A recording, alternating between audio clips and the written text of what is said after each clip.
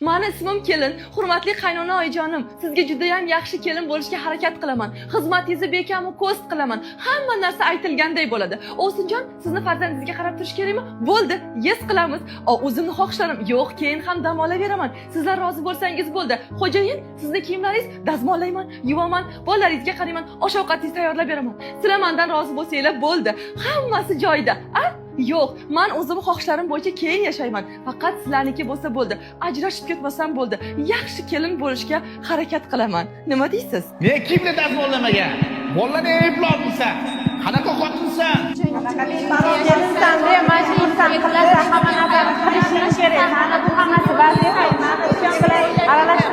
Meni ismim Kelin. Qaynona oyijonimga, turmush o'rtog'imga, o'sirlarim, uydagilarga qo'ldan kelgancha harakat qilaman xizmat qilishga. Lekin o'zimni xohishlarim, sog'ligim, qadr-qimmatim birinchi o'rinda. Farzandlarimga qarayman, turmush o'rtog'im bilan aylanishlarga boraman, massaj, o'zimga qarash, raqs, boshqa o'zim uchun kerakli bo'lgan mashg'ulotlar bilan shug'ullanaman. Lekin sizlarning ham xizmatingiz qolib ketmaydi. Faqat o'zim birinchi o'rindaman. Nima deysizlar? Yaxshi ham borsan sevgilim. Yaxshi ham senga uylanim. Yaxshi ham borsiz, yaxshi ham boringizga shukur. Hammasiga rahmat. Yaxshi ham borsiz, biram chiroylisiz, o'zingizni